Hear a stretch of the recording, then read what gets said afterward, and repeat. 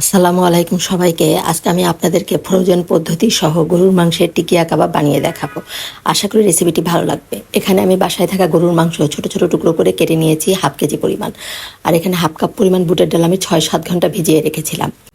আর এখানে সব মশলা রেডি করে নিয়েছি আমি পেঁয়াজ, আদা, রসুন, কাঁচামরিচ, গরম মশলা নিয়েছি এখানে তেজপাতা, সাদা এলাচ, লং, গোলমরিচ, 2 টুকরা দারচিনি, আর নিয়েছি জিরা এখানে হাফ চামচ জিরা, কোয়াটার চামচ শাহি জিরা, সামান্য জয়ফল, জয়ত্রী, আর নিয়েছি শুকনা মরিচ। এখানে কিন্তু আমি সব আস্ত মশলা নিয়েছি। সব মশলা সহ মাংস আর বুটের ডালটা প্রেসার কুকারে দিয়ে সিদ্ধ করে নিব। এভাবে যদি আস্ত মশলা দিয়ে মাংসটা সিদ্ধ করা হয় তাহলে কিন্তু মশলার ফ্লেভারগুলো মাংসের সাথে বেশ ভালোভাবে মিশে যায়। আমার আম্মাকে সবসময় দেখতাম এভাবে টিকিয়া কাবাব বানাতো এবং খেতে খুবই মজা হতো। আমিও ঠিক সেভাবেই আপনাদের সাথে আজকে শেয়ার করছি। সব মশলা দিয়ে এর মধ্যে হাফ চামচ ধনিয়ার গুঁড়া, পরিমাণ মতো লবণ, আর খুবই সামান্য একটু দিলাম হলুদের গুঁড়া, আর 1 চামচ পরিমাণ তেল দিয়ে এখানে অল্প পরিমাণ পানি দিব। পানিটা দিয়ে সব কিছু আমি মিশিয়ে নিয়ে প্রেসার কুকারে 6-7টার মতো শীষ তুলে নিব। আমি 7টার মতো শীষ তুলে নিয়েছি। এখন যে পানিটা আছে এই পানিটা আমি এই যে শুকিয়ে নিলাম। নিয়ে এখন এটা শিলপাটে আমার কাজের আপা আমাকে এটা বেটে দিবে। আপনারা ইচ্ছা করলে ব্লেন্ডারও এটা ব্লেন্ড করে নিতে পারেন। এই যে বেশ সুন্দরভাবে এটা বাটা হয়েছে। এখন আমি এর ভিতরে ডিম দিয়ে দিব। আমি এখানে ডিমের কুসুমের অংশটা বাদ দিয়ে সাদা অংশটা দিয়ে দিলাম প্রথমে একটা ডিমের, দিয়ে বেশ ভালোভাবে মাখিয়ে নিব।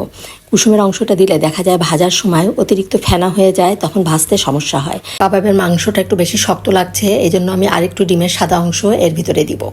দিয়ে ভালো করে সব মাখিয়ে নিয়ে এখান থেকে কিছুটা আমি তুলে রাখবো। এইটুকের ভিতরে আমি পেঁয়াজ, কাঁচামরিচ, ধনিয়া পাতা দিব না। আর বাকিটার মধ্যে আমি পেঁয়াজ, কাঁচামরিচ আর ধনিয়া পাতা দিয়ে বেশ ভালোভাবে মাখিয়ে নিব। পেঁয়াজ, কাঁচামরিচ, ধনিয়া পাতাটা প্রথমে হাতের সাহায্যে বেশ ভালোভাবে ডলে ডলে মেখে নিতে হবে যাতে পেঁয়াজটা নরম হয়ে যায়। এখন সব ভালো করে মাখিয়ে নিতে হবে যাতে মাংসের সাথে সব কিছু বেশ ভালোভাবে মিশে যায়। এখন আমি গোল গোল শেপ করে এই টিকিয়া কাবাবগুলো বানিয়ে নিব। এভাবে বানিয়ে আমি এটা ডিপ ফ্রিজে 2 ঘন্টার মতো রেখে একটু শক্ত করে নিয়ে তারপর এটা জিপলক ব্যাগে রেখে দিব। এটা যদি আপনারা 2-3 মাস সংরক্ষণ করতে চান সেক্ষেত্রে কাঁচা পেঁয়াজের জায়গায় বেরেস্তা দিয়ে এটা মাখিয়ে রাখবেন, তাহলে অনেক দিন পর্যন্ত এটা সংরক্ষণ করতে পারবেন।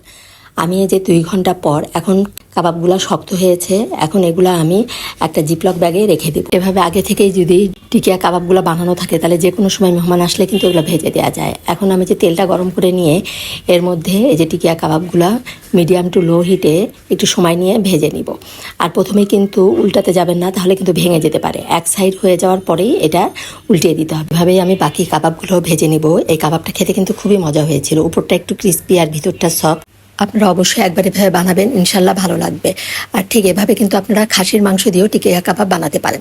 এই রেসিপিটি ভালো লাগলে আমার চ্যানেলটি সাবস্ক্রাইব করে আমাকে এগিয়ে যেতে সহযোগিতা করবেন। ধন্যবাদ সবাইকে। সবাই ভালো থাকবেন। আল্লাহ হাফেজ।